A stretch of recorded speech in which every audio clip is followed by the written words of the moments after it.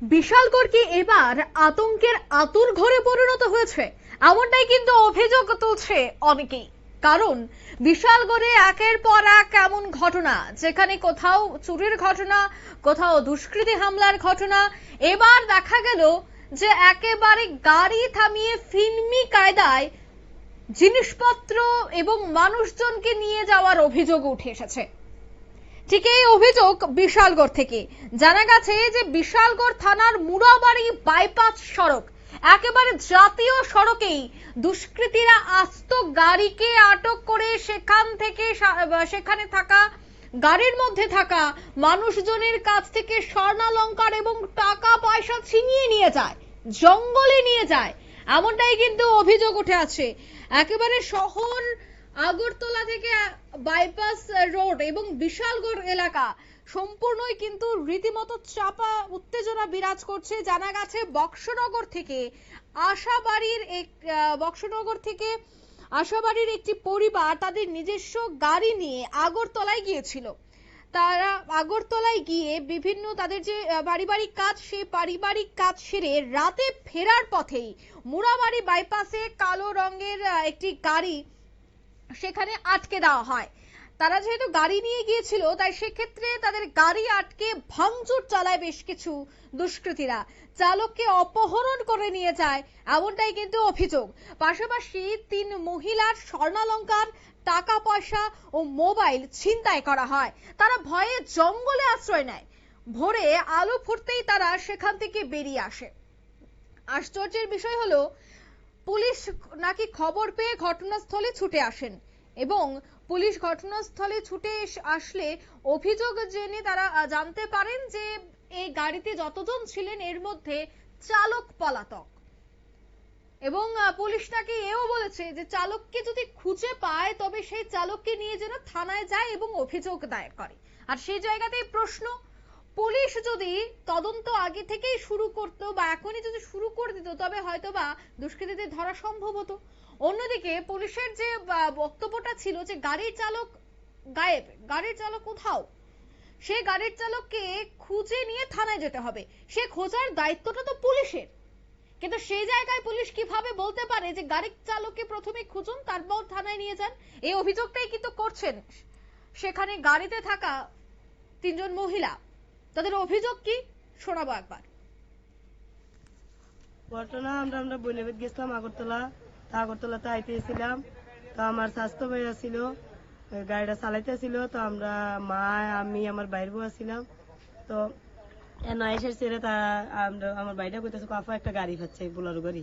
তো আমি কাছে দাঁড়াস না, কি টাকা শুনি না, তারা কি রে আমরা থামাইছে। তো দাঁড়াইছি, দাঁড়ানোর পরে এরপরে তারা গাড়িটা আনার ফিডা লাগাইছে। ফিডা লাগানো কয় গাড়িতে নাম।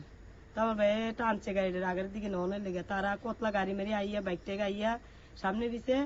এরপরে আমার বাচ্চাটি ঘুমাইতে পারছিল, বাচ্চাটির গলা ছুরি ধরছে, আমরা পিস্তল ধরছে, কয় ইয়া করছে গাড়িতে নাম, চিল্লান দিলে গুলি করে দেন। তা আমরা ডরে আর মারছি না, শৈল কাঁপতেছে, আমার শৈলবেলা না। পরে আমরা নামছি, নামানো আট, তা আটটা আছি। হেয়াতে 2-3টে ফিটে দিয়েছে ড্রাইভারটার, আমার স্বাস্থ্য বেটারে। কি নাম ড্রাইভারটা? দুলাল মিয়া। তো বাড়ি আশাবাড়ি। পরে আমরা নামাইয়া নিচে জঙ্গলের দিকে আট, একজন আগে আডে, একজন তারা কয়জন পিছিয়ে। তো আমরা আটতাম কইছে আডি। আপনারা শুনলেন এই মহিলার বক্তব্য।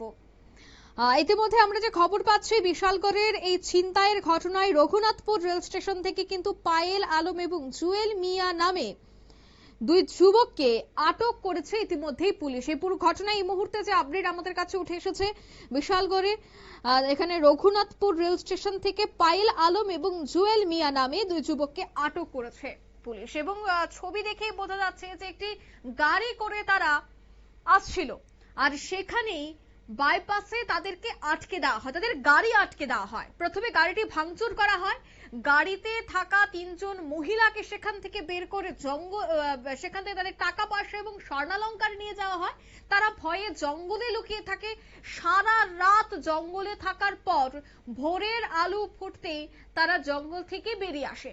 কিন্তু গাড়ির চালক কিন্তু এখনো পর্যন্ত কোনো খোঁজ খবর নেই, উধাও। তবে কি গাড়ির চালককে সেই দুষ্কৃতীরা সেখান থেকে নিয়ে গেছে? এমনটাই কিন্তু সন্দেহ করা হচ্ছে বা প্রাথমিক অনুমান। তবে পুলিশ তদন্তে বেরিয়ে আসবে। এখনো পর্যন্ত যেহেতু দুজনকে গ্রেফতার করা হয়েছে, তাই দুজনের আটক করা হয়েছে, তাই দুজনকে আটক করার পর তাদের জিজ্ঞাসাবাদের পরে বেরিয়ে আসতে পারে আসল রহস্য। অন্যদিকে নিরাপত্তা নিয়েও প্রশ্ন উঠছে যে রাতের আধারে কি মানুষ চলাফেরা করতে পারবে না? কোথায় রয়েছে পেট্রোলিং? যে বাইকগুলি দেওয়া হয়েছে পুলিশকে টহল দেওয়ার জন্য, তবে সেই বাইক দিয়ে কি আদৌ টহল দিচ্ছে পুলিশ? সারা রাত যে ঘটনাটি গতকাল ঘটলো, সে জায়গায় কি একবারের জন্য কোনো পুলিশ সেই রাস্তায় টহল দেয়নি? জাতীয় সড়ক, যাকে লাইফলাইন বলা হয়, সেই সড়কে এই ধরনের ঘটনা ঘটছে, বিশালগড়ে এই ধরনের ঘটনা ঘটছে। শহর থেকে সামান্য কয়েক কিলোমিটার দূরেই রয়েছে বিশালগড়, আর বিশালগড়ে এইভাবে যদি নিরাপত্তাহীনতায় সাধারণ মানুষজন ভুগতে থাকে, তবে কিন্তু সেক্ষেত্রে একটা বড়সড় চিন্তার কারণ এবং আতঙ্কের কারণ হয়ে উঠে দাঁড়াচ্ছে।